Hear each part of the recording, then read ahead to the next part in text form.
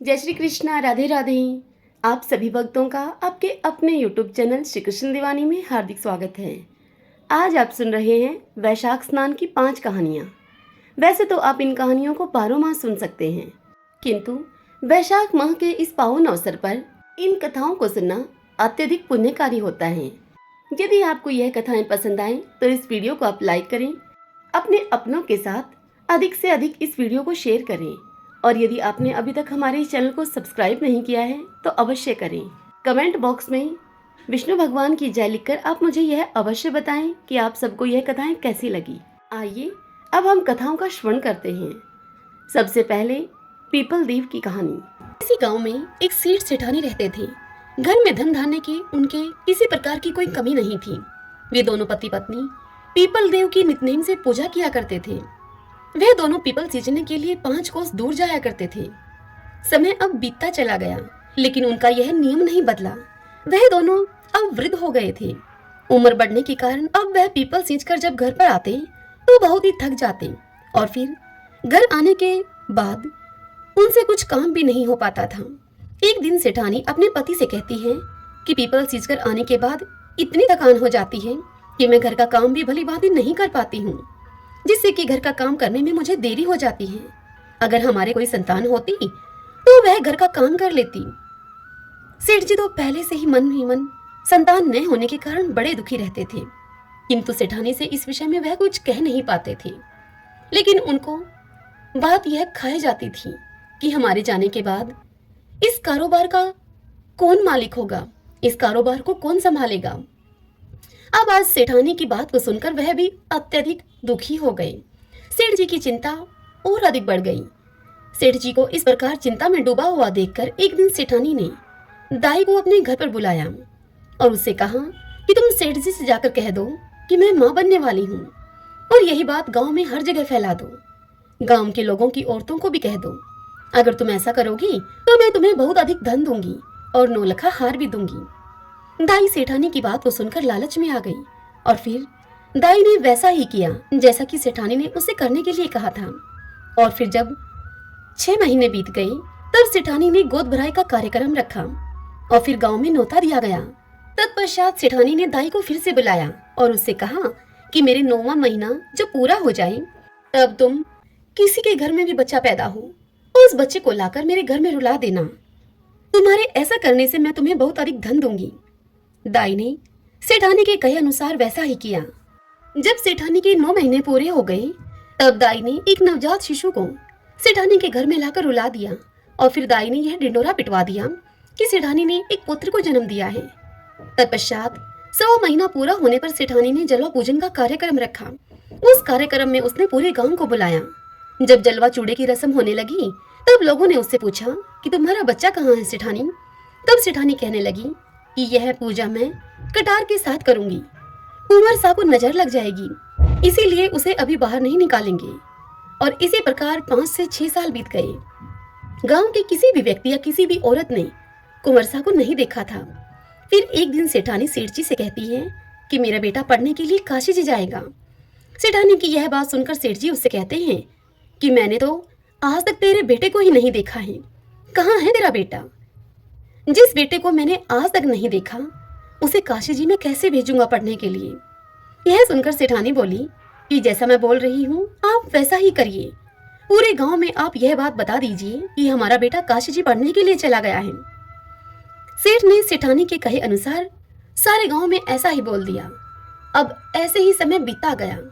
फिर एक दिन सेठानी सेठ जी से बोली कि हमारा बेटा अब 16 वर्ष का हो गया है, उसकी शादी करनी है। आप एक सुंदर सुशील कन्या को देखकर मेरे बेटे की शादी करवा दो और घर में बहू ले आओ। सेठानी की इस बात को सुनकर सेठ जी गुस्से में उससे बोले कि तुम क्यों मेरे बुढ़ापे पर मिट्टी फेंक रही हो। जिस बेटे को आज तक मैंने नहीं देखा उसके लिए मैं बहू कहाँ से लेकर आऊं। तब सेठानी सेठ से दोबारा बोली कि आप लड़की ढूंढो तो सही, मेरा बेटा आ जाएगा। सेठ जी के पास धन की तो कोई कमी थी नहीं। सेठानी के जोर देने पर सेठ जी ने मन में कुछ सोच विचार किया और फिर एक पोटली ली और उस पोटली में थोड़ा सा आटा डाला। पोटली को बांधने से पहले उन्होंने उस पोटली में सोने की कुछ मोहरें डाल दी और लड़की ढूंढने के लिए अब सेठ जी चल पड़े। चलते चलते वह एक गांव में पहुंचे जहां पर कुछ लड़कियां खेल रही थीं। सेठ जी अब थक गए थे और उन लड़कियों के खेल को देखने की इच्छा से वे उन लड़कियों के पास ही बैठ गए। जब वे सभी लड़कियां खेल खत्म करके अपने अपने घर को जाने लगी, तब सभी लड़कियां अपने द्वारा बनाए गए मिट्टी के घरों को तोड़ रही थीं, परंतु उनमें से एक लड़की ने अपना बनाया हुआ घर नहीं तोड़ा। तब बाकी लड़कियां उससे कहने लगी कि तुमने अपना घर क्यों नहीं तोड़ा। तब वह लड़की बोली कि मैं अपना बनाया हुआ घर कभी नहीं तोड़ूंगी। फिर वह सभी लड़की अपने अपने घर चली गई। सेठ जी वहां से उठे और उसी लड़की के पीछे पीछे चल दिए। सेठ जी को वह लड़की सियानी लगी जिसने अपना घर नहीं तोड़ा था। सेठ जी को वह लड़की बड़ी ही बुद्धिमान लगी। अब चलते चलते सेठ जी उसी लड़की के घर के आंगन में पहुंच गए और वहीं आंगन में ही वहां बैठ गए सेठ जी और उस लड़की से कहने लगे कि बेटी, मैं 2 दिन से भूखा हूँ, क्या तुम मुझे खाना खिला दोगी। तब लड़की ने सेठ जी से कहा कि ठीक है। फिर लड़की घर के अंदर जाकर अपनी माँ से बोली। तब उसकी माँ उससे बोली कि बेटी, मैंने तो खाना खा लिया है, अब तो घर में खाने के लिए कुछ भी नहीं है, आटा भी नहीं है। लड़की ने यही सब जाकर बाहर उस बुजुर्ग व्यक्ति अर्थात उस सेठ जी से कह दिया। तब सेठ जी उस लड़की से बोले कि बेटी, आटा मेरे पास है, तुम यह आटा ले जाओ और मुझे खाना बना दो। सेठ जी ने वह पोटली उस लड़की को थमा दी।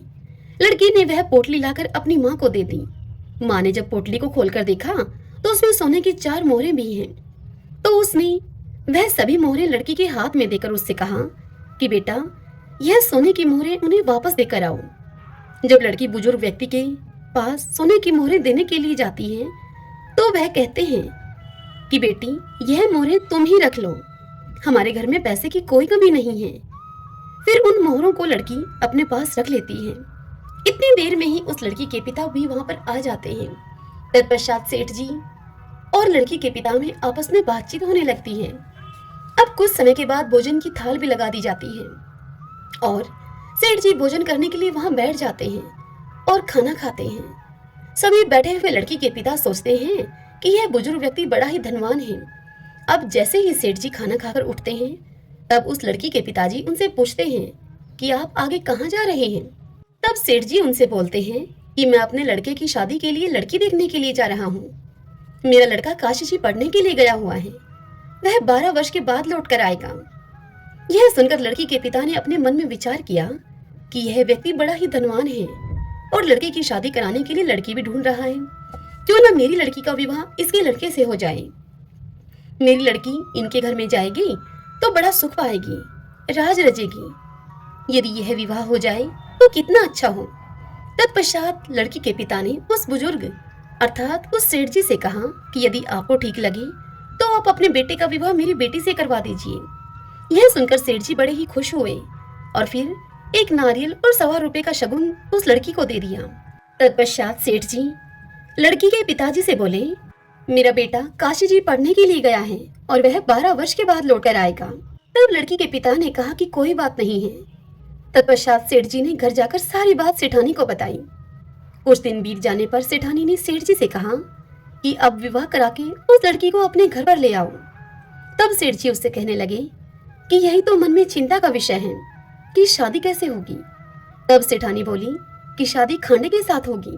खांडा तलवार को कहा जाता है।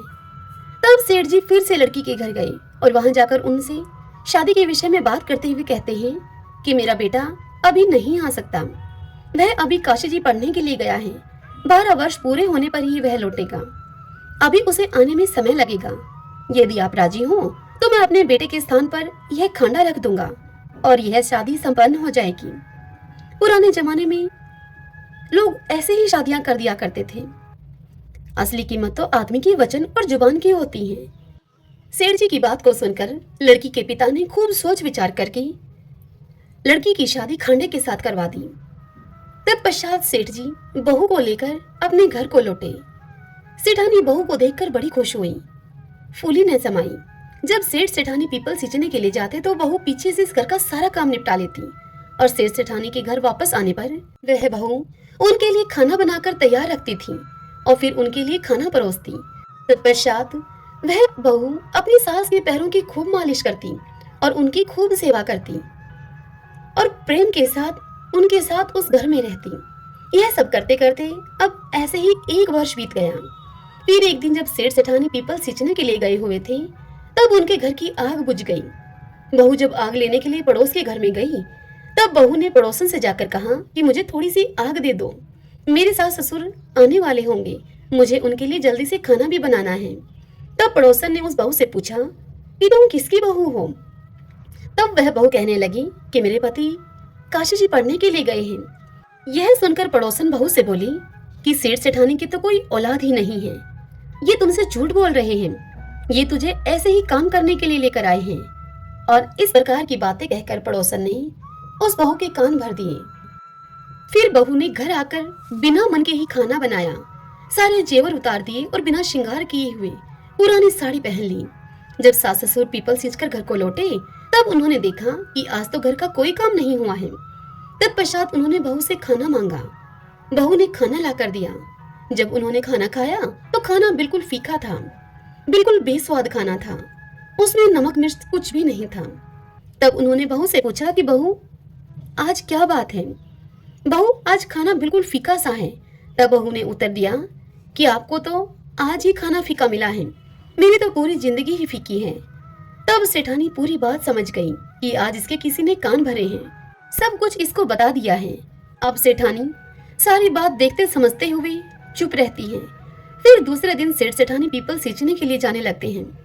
तब बहू कहती है कि आपने मुझे 6 कोठों की तो चाबी दे रखी है, 7वें कोठे की चाबी मुझे क्यों नहीं दी है?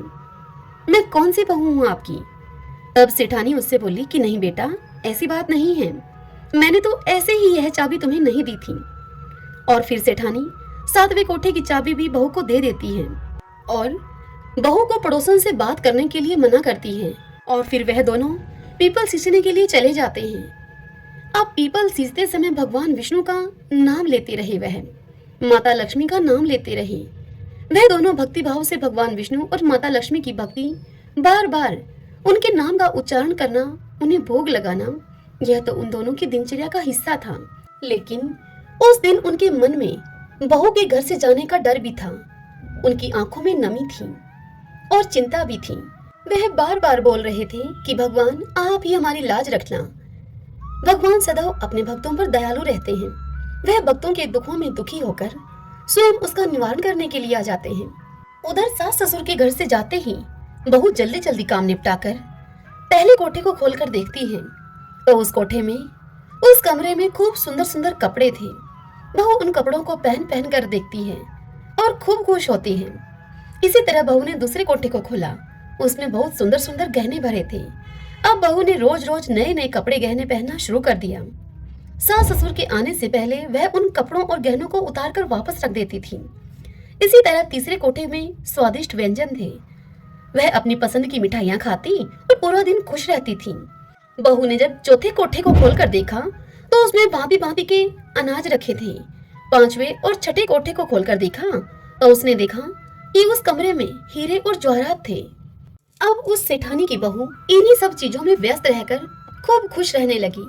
लेकिन कुछ दिन के बाद वह इन सब चीजों से ऊब गई।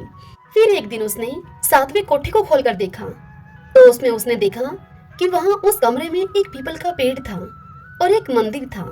बहू उसी कमरे में बैठ गई। अब थोड़ी ही देर के बाद उस पीपल के पेड़ में से एक सुंदर सा लड़का निकलकर बाहर आया। तब बहू उस लड़के से बोली कि आप कौन हैं? तब वह लड़का बोला कि मैं तुम्हारा पति हूँ। तब बहू ने उससे फिर पूछा कि आप तो काशी जी पढ़ने के लिए गए थे, आप इस कमरे में कैसे आ गए? तब वह लड़का बोला कि मैं तो अभी अभी आया हूँ, परंतु तुम माँ को कुछ मत कहना। उस बहू ने आज तक अपने पति को तो देखा ही नहीं था और वह इसीलिए उस लड़के के कहने पर बहू ने उसे अपना पति मानकर उसके साथ हंसी ठिठोली करने लगी, उसके साथ बातचीत करने लगी। अब तो बहू हर रोज सास ससुर के पीपल सींचने के लिए जाते ही उसी 7वें कमरे में आकर बैठ जाती और अपने पति के साथ खूब समय बिताती। थोड़े ही समय के बाद अब वह बहू गर्भवती हो गई। तब सेठ सेठानी को भला बुरा कहने लगे और बोलने लगे कि अब मैं गांव के लोगों को क्या मुंह दिखाऊंगा, मेरा तो बुढ़ापा ही तूने खराब कर दिया। तब सेठानी बड़े प्यार से अपनी बहू से पूछती है कि बहू यह किसका बच्चा है? तब वह बहू सेठानी से बोली कि माँ यह आपके बेटे का है, वह काशी जी से अपनी पढ़ाई पूरी करके वापस लौट आए हैं। तब यह सुनकर सास ने कहा कि बहू, तूने तो मुझे आज तक इस बारे में कुछ बताया ही नहीं। तब वह बहू बोली कि माँ जी, आपके बेटे ने ही मुझे इस बारे में आपसे कुछ भी कहने के लिए मना किया था और मुझसे कहा था कि तुम माँ को कुछ मत बताना। तब सेठानी ने अपनी बहू से कहा कि कल जब तुम उससे मिलोगी तब उससे तुम कहना कि आपको मुझे सातवीं की चूड़ी पहनाने के लिए बाहर आना पड़ेगा। फिर बहू ने अगले दिन उस लड़की को यह सारी बात बता दी। तब लड़के ने कहा कि मैं जरूर आऊंगा। अब सास और बहू दोनों निश्चिंत हो गईं। सातवीं की चूड़ी पहनाने का कार्यक्रम रखा गया और पूरे गांव को बुलावा भेजा गया। उस कार्यक्रम में जब सारा गांव वहां पर उपस्थित था, बहू को वहां पर बिठाया गया। फिर क्या था, थोड़ी ही देर में वहां पर चर्चा होने लगी कि कहाँ है इनका बेटा, आज तक हमने तो कभी देखा नहीं है। तभी वहां पर 17-18 साल का एक नौजवान लड़का आया और बहू के पास आकर वह बैठ गया। गांव के सभी लोग उसे देखकर चौंक गए और उसे टकटकी लगाकर देखते ही रह गए और फिर कहने लगे कि यह लड़का तो कितना सुंदर है, यही कारण है कि सेठानी इसे छिपाकर रखती थी। तत्पश्चात कार्यक्रम जो पूरा हुआ, वह लड़का वापस जाने लगा। तब बहू ने उससे कहा कि आप कहाँ जा रहे हैं? तब वह लड़का बोला कि मुझे जाना पड़ेगा। जैसे ही वह लड़का सातवें कमरे में गया, बहू उसके पीछे पीछे गई। वह लड़का पीपल के पास पहुंचकर जैसे ही सांप की केचुली पहनने लगा, तब उस बहू ने तुरंत ही उस केचुली में आग लगा दी। आग लगने से लड़के के शरीर में अब जलन होने लगी। बहू ने लड़के के शरीर पर दूध डालकर उसके जलन को शांत किया। फिर वह लड़का, बहू और सेठ सेठानी मिलकर एक साथ एक ही घर में रहने लगे। इस तरह उस लड़की के तेज भाग्य से सेठ सेठानी को अपना बेटा मिल गया। हे मेरे पीपल देवता, जैसी कृपा आपने उस लड़की और सेठ सेठानी पर की, वैसी ही कृपा आपकी यह कथा जो भी कहे, सुने, सुनाए और ओंकारा भरे, उन सब पर करना। एक समय की बात है, एक राजा था। वह राजा सुबह जल्दी उठकर वैशाख के महीने में गंगा जी में स्नान किया करता था। उस राजा ने ऐसा प्रण ले रखा था कि उससे पहले यदि कोई गंगा जी में स्नान करेगा, यदि वह पुरुष होगा तो उसे राजा अपना आधा राज्य दे देगा और यदि वह स्त्री हुई तो उससे राजा विवाह कर लेगा। इसलिए राजा ने अपनी समस्त प्रजा में यह ढिंढोरा पिटवा रखा था कि मुझसे पहले गंगा जी में कोई भी स्नान न करे। एक बंदरिया थी जो कि रोज राजा के नहाने से पहले ही उस गंगा जी में नहा लेती और पीछे राजा नहाने के लिए जाता था। एक बार जब राजा ने पानी को हिलते हुए देखा और बिखरा हुआ पानी देखा वहां किनारे पर, तो उस राजा ने वहां पहरा बिठा दिया और सिपाहियों से कह दिया कि मुझसे पहले इस गंगा जी में कोई भी नहाने न पाए। वहां गंगा जी के किनारे एक पेड़ था। उस पेड़ के ऊपर एक बंदरिया बैठी रहा करती थी। वह डाली के सहारे गंगा जी के पानी में उतरती और तुरंत नहाकर वापस पेड़ पर आकर बैठ जाती। ऐसे ही पूरा वैशाख मास व्यतीत हो गया।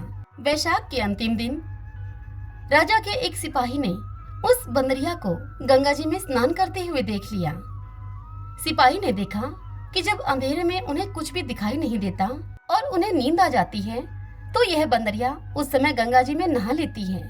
और फिर सिपाही उस बंदरिया को पकड़कर राजा के पास लेकर गए और जाकर राजा से कहा कि महाराज, ये बंदरिया आपसे पहले ही गंगा जी में स्नान कर लेती है।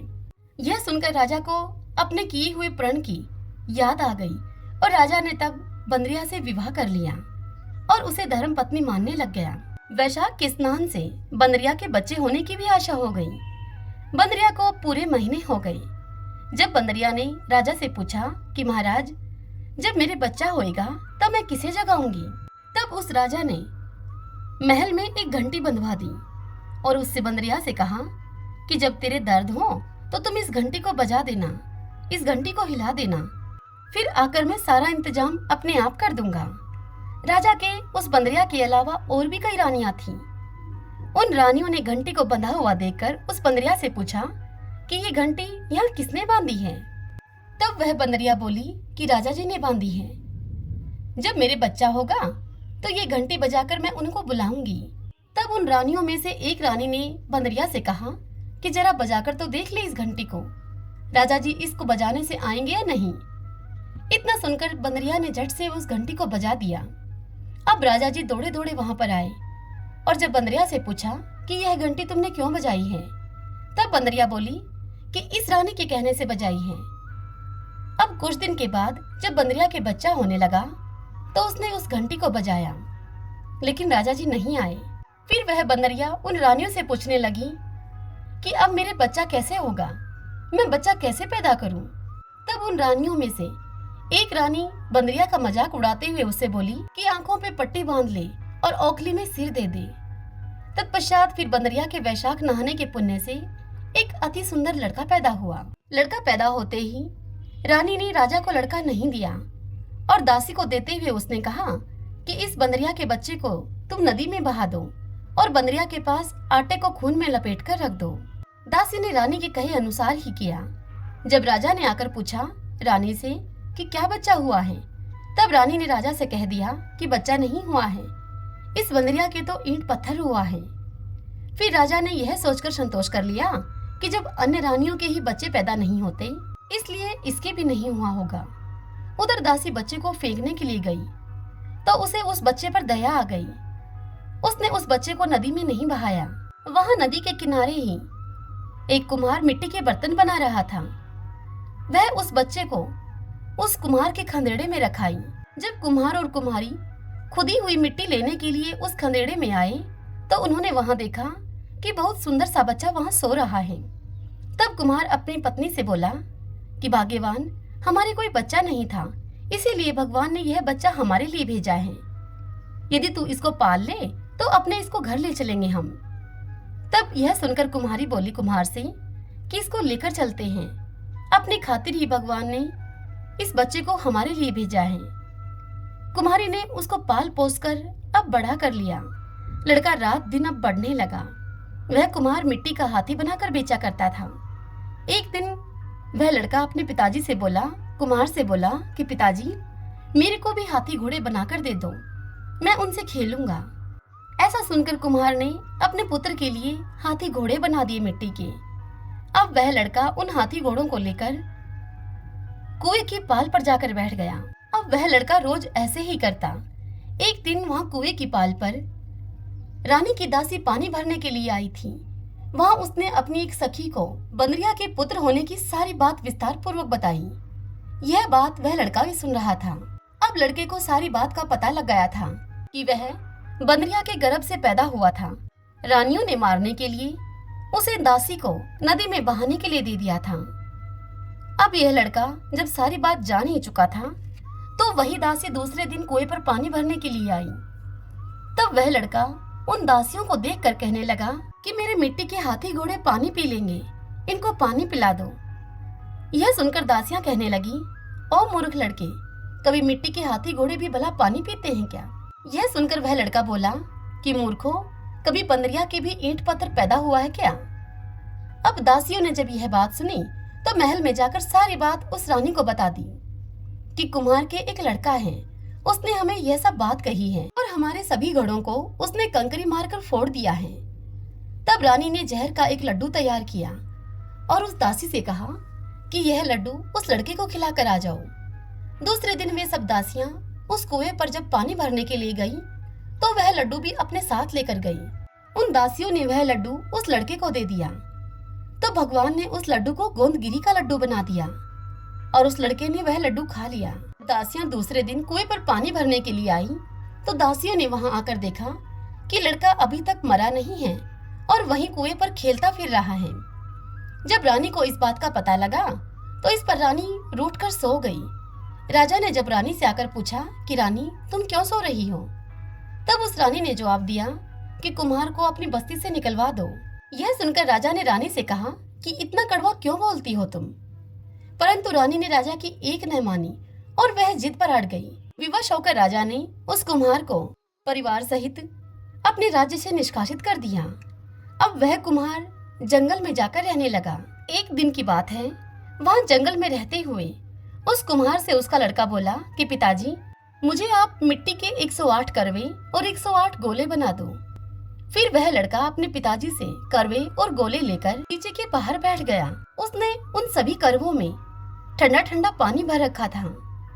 वहाँ गनगौर पूजने के लिए, मिट्टी लेने के लिए बहुत सारी लड़कियां वहाँ पर आई। अब वह लड़कियां अपनी परात में मिट्टी भरकर बगीचे में वहीं पर बैठकर खेलने लगी। खेलते खेलते उन सभी को प्यास लग गई। और अब वे लड़कियां उस लड़के से बोली कि हमें थोड़ा पानी पिला दो। तब वह लड़का उन लड़कियों से बोला कि मेरे पास ये गोलियां हैं, इन्हें तुम खाती चली जाओ और पीछे पीछे मेरे फिरती जाओ। उस लड़के की यह बात सुनकर कुछ लड़कियों ने ऐसा करने के लिए उसे मना कर दिया और कहने लगी कि तेरी इन गोलियों को तू ही खा ले, हमें तो बस प्यास लगी है, थोड़ा पानी पिला दे। लेकिन वह लड़का नहीं माना। फिर एक लड़की उस लड़के के आगे आकर बैठ गई। सब लड़कियां एक एक करके अब गोली खाती गई और सभी ने ठंडा पानी पिया। लड़कियां उस लड़के के चारों तरफ फिरने लगी। तत्पश्चात सभी लड़कियों के पेट में अब गर्भ रह गया। सब लड़कियां अब मिट्टी लेकर अपने घर को गईं। तो फिर उनके बाप ने उनके ब्याह का साया निकलवाया, तो साया निकला ही नहीं। उन लड़कियों के माँ बाप अब चिंता में हो गए कि इनका ब्याह तो अब हो जाना चाहिए। फिर समय बीतने पर किसी लड़की का जी घबराए तो किसी को रोटी नहीं भाए तो कोई उल्टी करे। फिर सभी ने उन लड़कियों से पूछा कि तुम्हारे यह क्या हो गया है। तब लड़कियां कहने लगी कि हमें तो कुछ पता नहीं, हम तो मिट्टी लेने के लिए बगीचे में गई थी, वहां पर कुम्हार का लड़का हमें एक एक गोली देता गया और हमें पानी पिलाता गया और खुद वो बीच में बैठ गया और हमसे कहा कि तुम मेरे चारों तरफ फिरो। यह बात सुनकर सभी लड़कियों के माँ बाप अब कुम्हार के लड़के के पास गए और वहां जाकर उसे बोले कि हम अपनी लड़कियों का विवाह तेरे साथ करेंगे। उसने फिर सभी लड़कियों के साथ फेरे ले लिए। जब कुमार ने यह सब होता हुआ देखा तो उसने अपने बेटे से सारी बात पूछी और फिर वह उन लोगों से कहने लगा कि आप सब तो बड़े आदमी हो, राजा रानी हो, आप साहूकार हो, आप मेरा बेटा भला ऐसा क्यों करेगा। पर फिर भी सब कोई अब उस लड़के के साथ अपनी अपनी लड़कियों का विवाह कर गए। सभी ने बहुत सा धन दौलत देकर अपनी लड़कियों को अब विदा कर दिया और इस तरह से उस कुम्हार के बेटे के 108 बहुएं आ गई। फिर समय बीतने पर 1 वर्ष के अंदर ही उस लड़के के 108 पुत्र भी हो गए और उन सब के लिए 108 कमरे भी बनवा दिए गए। फिर लड़के ने अपने पिता से कहा एक दिन कि पिताजी, हम सारे नगर में दावत का बुलावा देंगे, आपके इतनी बहुएं आई हैं और अब तो आपके पोते भी हो गए हैं। यह सुनकर कुमार ने अपने पुत्र से कहा कि ठीक है, जिमा दो सारी नगरी को। तब सारी नगरी में और राजा रानी को भी बुलावा भेजा गया। नगर के सभी लोग जिमने के लिए आए कुम्हार के घर में और राजा का परिवार भी सेना के सहित खुद आया वहां जिमने के लिए। तब लड़के ने राजा से कहा कि राजा जी, बंदरिया को क्यों नहीं लेकर आए। तब राजा ने उस कुम्हार के लड़के से कहा कि बंदरिया को भी बुला लेते हैं।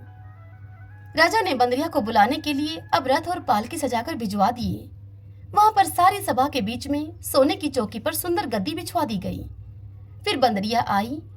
तब उस लड़के ने उस सोने की गद्दी पर उस बंदरिया को बिठा दिया और 108 बहुओं से कह दिया कि ये बंदरिया मेरी जन्म की माता है और सभी को इस सोने की मोहरें देकर गोद में इनके पोते देती जाओ। फिर सब बहुएं वहां पर आई और बंदरिया को सोने की एक मोहर देकर उनके पैर छूकर गोद में उनके पोते देती गई। यह देख बंदरिया भी बहुत खुश हुई। उसने सभी को आशीर्वाद दिए। राजा की सब रानियां यह सब देखकर समझ गईं और जाकर राजा से कहने लगी कि ये हमें बुलाकर हमारा अपमान कर रहे हैं, इसलिए हम सब यहाँ से जा रही हैं। यह सब देखकर राजा भी उस लड़के से कहने लगा कि भाई, तू इस बंदरिया को इतना स्वागत और मान सम्मान क्यों दे रहा है। तब यह सुनकर वह लड़का बोला कि यह बंदरिया मेरी जन्म की माता है। राजा ने पूछा कि वह कैसे। तब वह लड़का बोला कि मैं बंदरिया से ही पैदा हुआ था, तो तुम्हारी रानियों ने मुझे दासियों को देकर उनसे कहा कि इसे नदी में बहा दो, लेकिन दासी ने मुझे नदी में नहीं बहाया। उसने मुझे कुम्हार के खंदेड़ में रख दिया और फिर कुम्हार और कुम्हारिन जब मिट्टी लेने के लिए वहां पर आए तो उन्होंने मुझे पाया और उन्होंने मुझ पर दया करके मुझे अपनी संतान की तरह पाल पोसकर अब बड़ा कर दिया। मेरे पैदा होने पर रानियों ने तुमसे और बंदरिया से यह कह दिया कि बंदरिया के ईंट पत्थर हुए हैं। जो दासी मेरे को लेकर गई थी वह यहीं पर खड़ी है।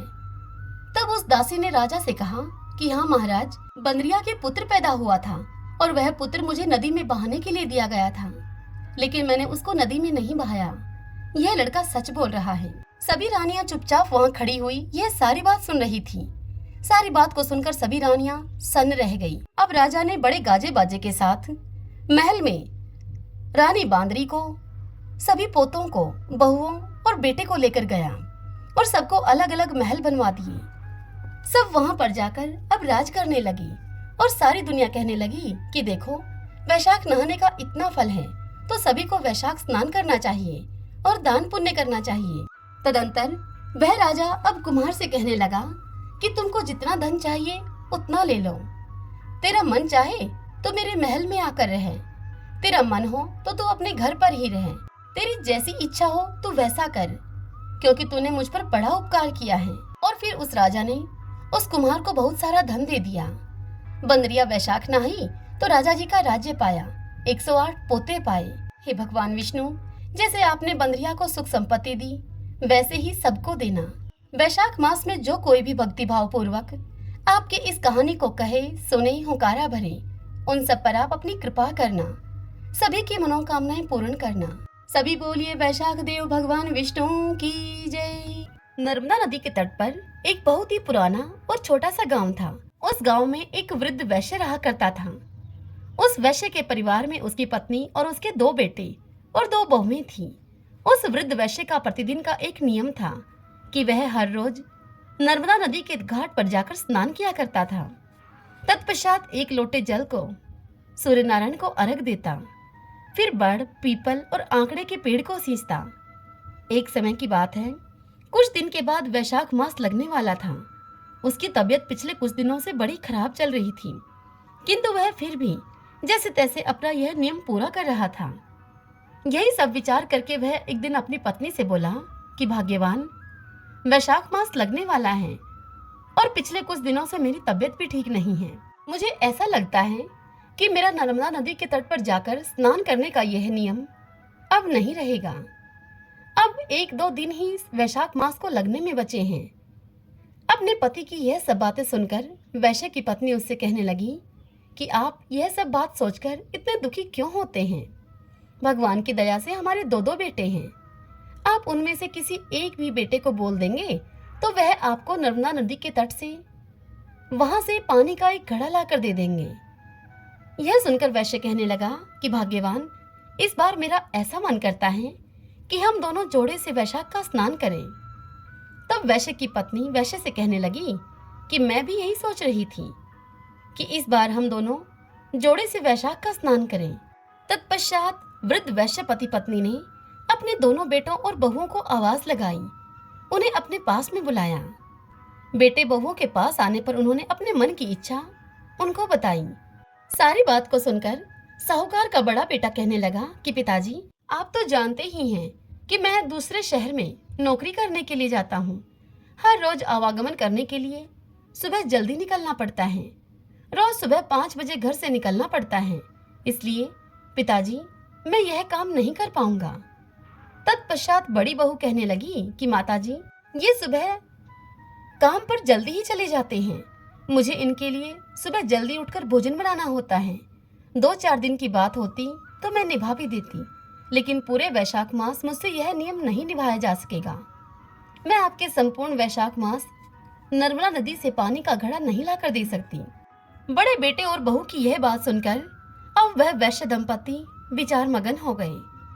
तब उन्हें उनका छोटा बेटा और बहू कहने लगे कि माँ, पिताजी, आप चिंता मत कीजिए, हम दोनों आप दोनों के लिए नर्मदा नदी से पानी का एक एक घड़ा लाकर दे देंगे। आप दोनों अवश्य ही वैशाख का स्नान कीजिए। ऐसा बोलकर वैश्य के दोनों बेटे और बहुएं अब अपने अपने कमरे में चले गए। तत्पश्चात वैश्य दंपति का छोटा बेटा अपनी पत्नी से कहने लगा कि सुशीला, मेरे मन में एक विचार आ रहा है। तब उसकी पत्नी बोली कि बताइए।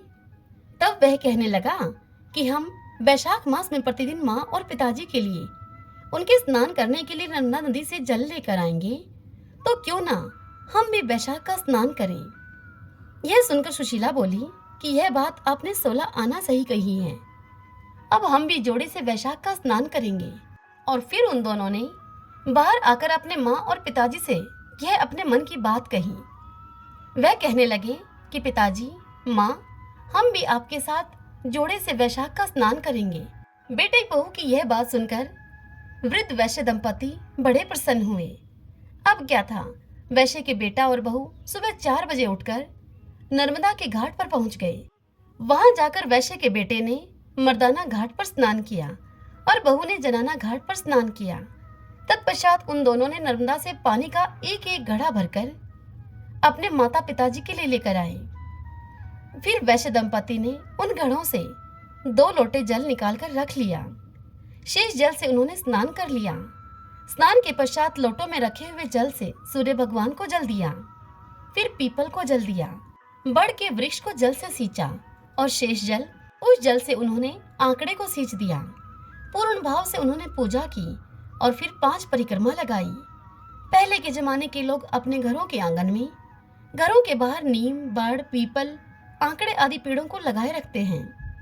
कहीं कहीं तो गाँव में यह सब हमें आज भी देखने को मिल जाता है। फिर उस वैश्य दंपति के स्नान, पूजा और परिक्रमा करने के पश्चात उनके छोटे बेटे की बहू सुशीला उन दोनों के कपड़ों को धोती और उन कपड़ों को घर के आंगन में सुखा देती और फिर उन्हें चाय बनाकर पकड़ा देती। फिर उनके लिए वह भोजन बनाती। इस प्रकार पूरा वैशाख मास अब बीत गया। अब वैशाख पूर्णिमा का दिन आया। तब वैश्य दंपति अपने छोटे बेटे और बहू से कहने लगे कि तुम दोनों ने भी हमारे साथ वैशाख का स्नान किया है। वैशाख स्नान के संपूर्ण फल को पाने के लिए हमें जोड़े से 2 ब्राह्मण और ब्राह्मणी को उन्हें भोजन खिलाना चाहिए। फिर वह बहू से बोले कि बेटा, कल तुम बड़ा भोजन अर्थात सब्जी, पूरी, खीर, हलवा, कचौरी, मालपुआ आदि सब बना लेना। सब भोजन शुद्ध एवं स्वादिष्ट हो। हम उन्हें ब्राह्मण ब्राह्मणी के जोड़े को भोजन करवाएंगे, कपड़े और दक्षिणा आदि भी देंगे। इसलिए कल तुम गांव से 2 ब्राह्मण उनकी पत्नी के सहित उन जोड़ों को निमंत्रण देकर अपने साथ बुला कर ले आना। तब वैश्य के बेटा और बहू कहने लगे कि पिताजी, माँ, जैसा आपने कहा हम वैसा ही करेंगे।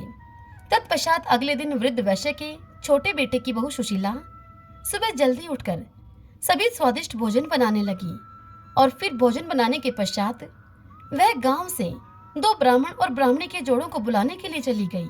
सुशीला अभी आधे रास्ते में ही पहुंची थी कि उसे उसके सामने से आते हुए 2 ब्राह्मण और 2 ब्राह्मणी दिखाई दिए। उन्हें देखकर सुशीला सोचने लगी कि शायद ये कोई तीर्थ यात्री हों। गांव के तो नहीं लगते ये। अब सुशीला के मन में एक विचार आया। सुशीला ने सोचा कि क्यों न मैं इन्हें ही भोजन के लिए घर पर लेकर चलती हूँ। ये तीर्थ यात्री तो थके मांदे भी हैं और भूखे भी होंगे ही। क्यों न इन्हें ही भोजन करा दिया जाए। इन्हें भोजन करने की आवश्यकता भी है। यह सब अपने मन में विचार करके सुशीला ने उन दोनों जोड़ों को प्रणाम किया और फिर उनसे कहने लगी कि पंडित जी, आज वैशाख की पूर्णिमा के शुभ अवसर पर मेरी सास और ससुर 2 ब्राह्मण पति पत्नी के जोड़ों को भोजन कराना चाहते हैं। कृपया आप मेरे साथ मेरे घर भोजन करने के लिए चलिए। सुशीला की इस बात को सुनकर वह पंडित और पंडितानी कहने लगे कि बेटी, हम तो तीर्थ यात्री हैं, हमें भोजन मिल जाए इससे अच्छी और क्या बात होगी भला। तब वैश्य की छोटी बहू उनको अपने घर लेकर आ गई। उनके लिए उसने आसन बिछाया, चौकी लगाकर भोजन का थाल परोसा, पानी का लोटा भरकर रखा।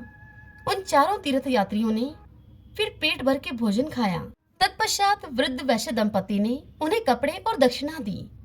वैश्य परिवार की सेवा भाव से प्रसन्न होकर उन चारों तीर्थ यात्रियों ने उन सबको ढेरों आशीर्वाद दिए। तत्पश्चात वैश्य दंपति अपने छोटे बेटे और बहू से कहने लगे कि इनके चरण धोने के लिए जल लेकर आओ। माँ पिताजी की इस बात को सुनकर बेटा बहू चरण धोने का जल लेने के लिए घर के भीतर कमरे में चले गए।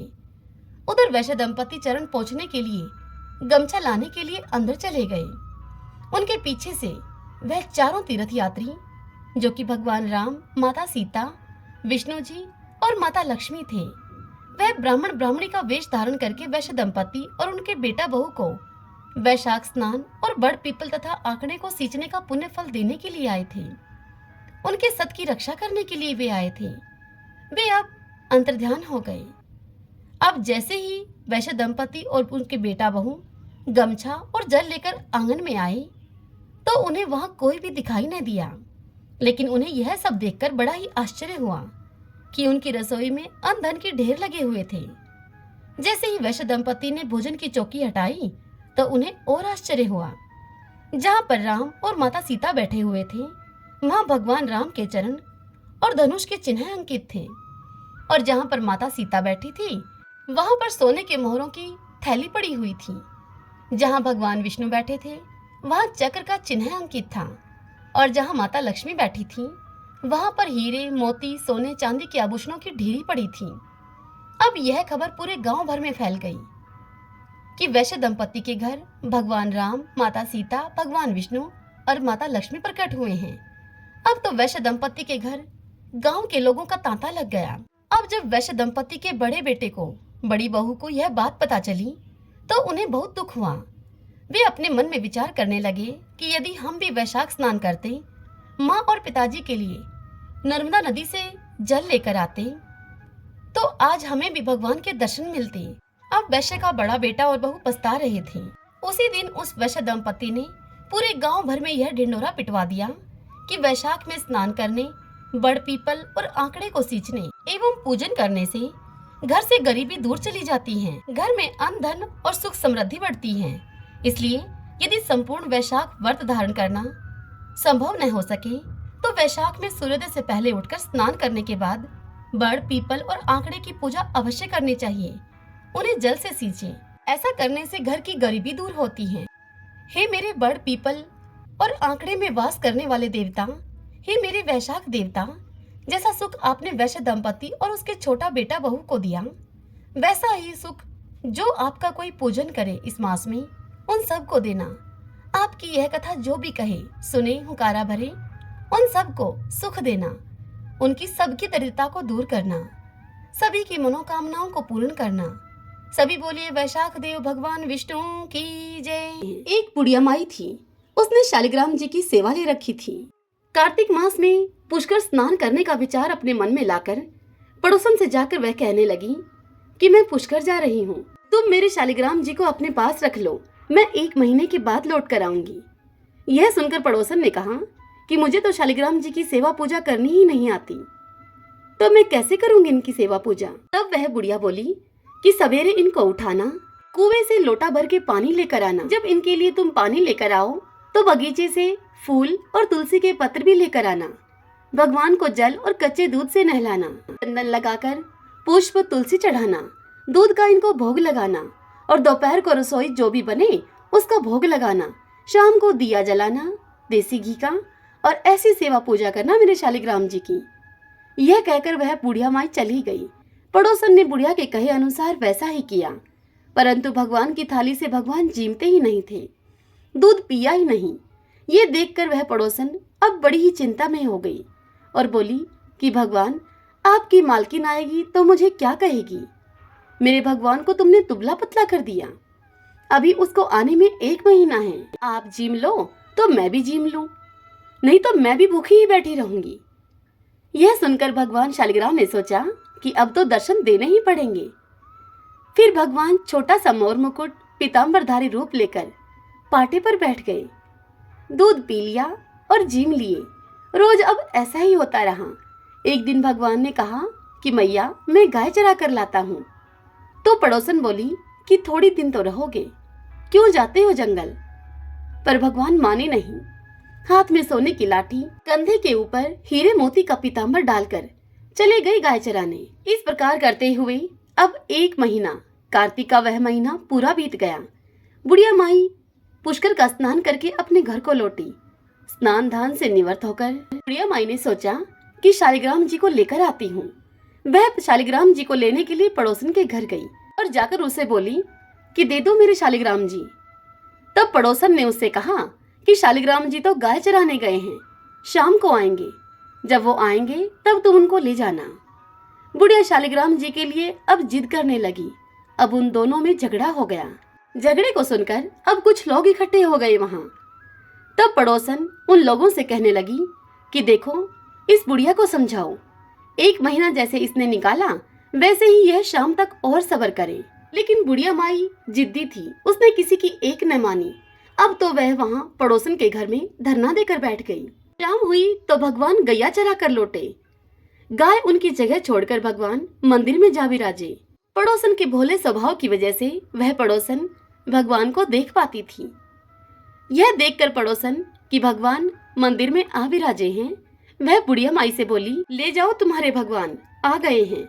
और भगवान से बोली कि भगवान, इस बुढ़िया को भी अपना रूप दिखा दो, नहीं तो यह मुझ पर कभी विश्वास नहीं करेगी। तब भगवान ने उस बुढ़िया को भी रूप दिखा दिया। मोर मुकुट पीताम्बर भर, हाथ में सोने की लाठी लेकर बुढ़िया को दर्शन दिया। भगवान ने भोले भक्तों को दर्शन दिए, वैसे ही हम सबको भी देना। इस कथा को जो भी सुने, सुनाए, हुंकारा भरे, उन सभी को ये शालिग्राम जी आप अपने दर्शन देना, सबके कारज संवारना। सभी बोले शालिग्राम भगवान की जय। प्राचीन काल में एक लड़की का जन्म राक्षस कुल में हुआ, जिसका नाम वृंदा था। दैत्यराज कालनेमी जैसे राक्षस परिवार में पैदा होने के बाद भी वृंदा भगवान विष्णु की पूजा किया करती थी। जब वृंदा बड़ी हुई तो उसकी शादी जालंधर नामक दैत्य से हो गई। जालंधर काफी शक्तिशाली राक्षस था, जिसका जन्म भगवान शिव के तेज के कारण समुद्र से हुआ था। बलवान होने के कारण जालंधर को दैत्यों का राजा बनाया गया। वृंदा से शादी करने के बाद जालंधर की शक्ति और पराक्रम बढ़ता ही गया। उसे किसी भी तरह से हराना मुश्किल था। जालंधर के बढ़ते अहंकार और आतंक से सभी देवता परेशान थे। जालंधर की बढ़ती हुई ताकत के पीछे उसकी पत्नी वृंदा की विष्णु भक्ति और सतीत्व था। होते होते जालंधर अपनी शक्ति और अहंकार में चूर होकर स्वर्ग की देवियों पर काबू पाने की कोशिश करने लगा। अब इसी दौरान एक बार उसने माता लक्ष्मी को पाने का प्रयास किया, परंतु समुद्र से जन्म लेने के कारण माता लक्ष्मी ने उसे अपना भाई बना लिया। फिर उसकी नजर माता पार्वती पर गई और उन्हें पाने के लिए जालंधर ने मायाजाल रचा। अपने मायाजाल से जालंधर ने शिव का रूप धारण किया और माता पार्वती के करीब जाने की कोशिश करने लगा। उसी वक्त माँ पार्वती ने उसे पहचान लिया और जब तक जालंधर कुछ समझ पाता, वो अदृश्य हो गई। जालंधर के इस दुर्व्यवहार से पार्वती जी को काफी गुस्सा आया और इस पूरी घटना के बारे में उन्होंने भगवान विष्णु को बताया। इधर जालंधर भगवान शिव से पार्वती जी को पाने के लिए कैलाश पर्वत पर युद्ध कर रहा था। तभी भगवान विष्णु ने जालंधर को सबक सिखाने की ठानी। सभी को पता था कि जालंधर अपनी पत्नी के पूजा पाठ और सतीत्व की वजह से ही आज ये हुआ है। ऐसे में भगवान विष्णु ने जालंधर को हराने के लिए उसकी पत्नी का पतिव्रत धर्म भंग करने के लिए मायावी चाल चली। भगवान विष्णु एक साधु का रूप धारण करके वृंदा से वन में मिलने के लिए गए। उनके साथ दो मायावी राक्षस भी थे, जिन्हें देखते ही वृंदा डर गई।